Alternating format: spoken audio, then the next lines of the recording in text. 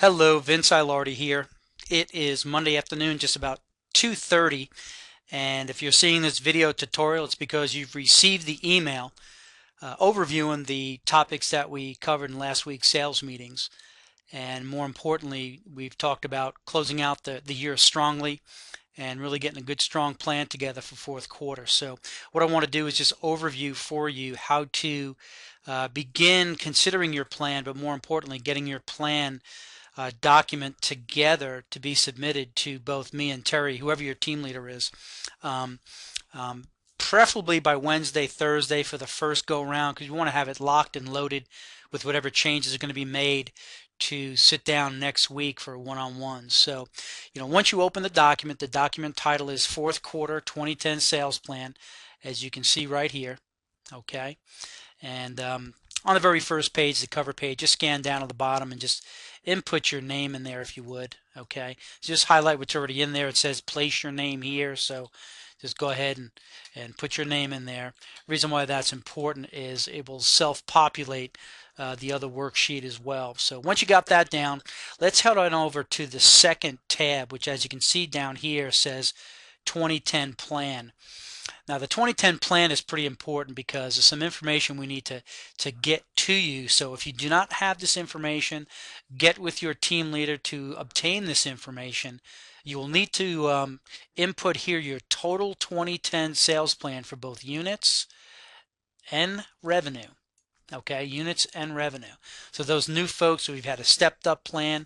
We need to take that into consideration. Those of you who have been here longer than a year, you've had your plan set for the whole year. It should be pretty easy. Just take your monthly units and your monthly revenue, multiply it by 12. Now, your year-to-date actual will also going to be we have available for you. So again, get with your team leader to get that information.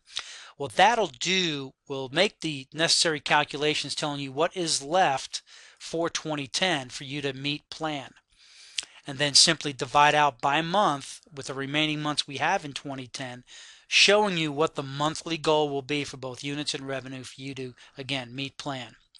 Now, more importantly, this is something that I'm more excited about because, we all know we have certain income levels we'd like to be at, but very few of us know, based on our key sales metrics and our results to date, what we have to do as far as a sales presentation, and then more importantly, an activity orientation of what we have to do in order for us to meet that income goal that we desire. So I've set it up for you to make it very simple. All you simply have to do is click on the green area, green for money, where it says monthly income goal, and just put in a number that you're interested in attaining. Okay? What that number will automatically do will provide for you all the necessary activities that are going to be required on your part in order to make that monthly goal happen. Okay, now let's get started here. Now, we've used some averages across the board, and the averages we've used are specific to commissions, $150, and our current blended close rate as an office of 63%. Now, if your average commission is higher or lower, or your blended close rate is higher or lower, go ahead and input your actual number in here. The white fields denote that you will be able to do that. The blue fields that you see here, okay, on the sales necessary, presentations necessary, and the remaining, you will not be able to access that information that is locked out. So your average commission per sale, your blended closing rate, as well as presentations from the company can be changed to meet your averages. Okay, now presentations from company, what does that simply mean? Bottom line, just look at what you're averaging as far as lead support per month. Whatever that is, plug that number in here. Okay, once you have these three cells inputted and you've inputted your monthly desired income goal, the key activities that'll take you from where you are now to where you desire to be with this income goal will display here. All right, so just using the goal of, let's say, 5,000 a month. Okay, the income goal of 5,000 a month when your average commission is $150 and your blended close rate is 63%, and you're getting about 30 leads from the company. What that would mean is you need a total of 33 presentations for the month. I'm sorry, 33 sales for the month. My apologies. 33 sales for the month, again, with the average of $150. Now, in order to get those 33 sales at a 63% blended close rate, you're going to need 53 presentations, which is just about 2 presentations a day. Okay? Knowing that of that 53, the company's giving you 30, you need to produce 23 on your own. Now, we also know that approximately, when you look at all the programs involved, the news, the conversions, it takes about 10 contacts, personal contacts between you and a prospect to generate one appointment. Okay?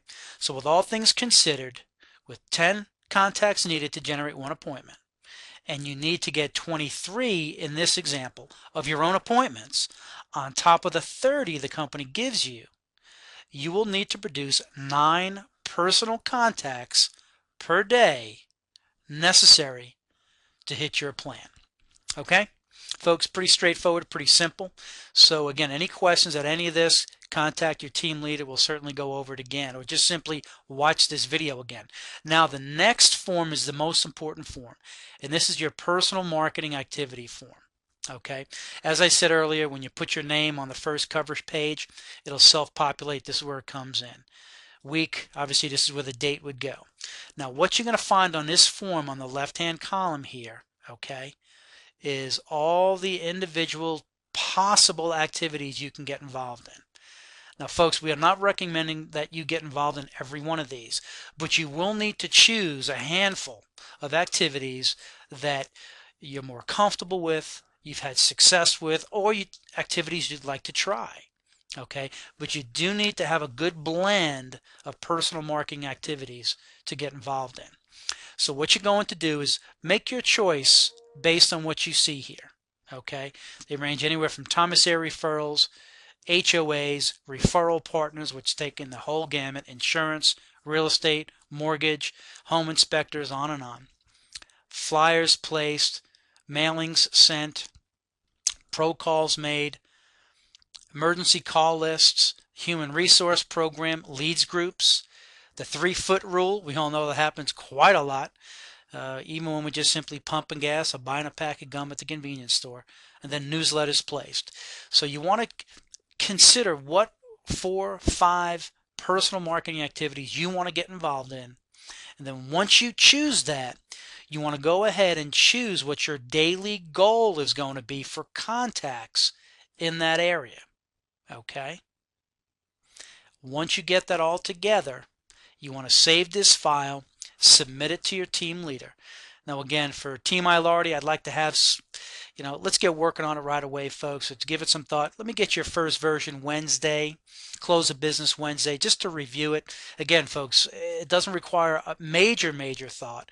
The most important thing is determining first what kind of income you want to be at, reviewing your key sales metrics here, and then coming over to the activity plan and just choosing a handful of activities that you're either already involved in or that you would like to get involved in. Okay, and just put together your daily contact goals in that area to minimally meet the contacts that are necessary as prescribed in the second worksheet in order for you to hit your income goal.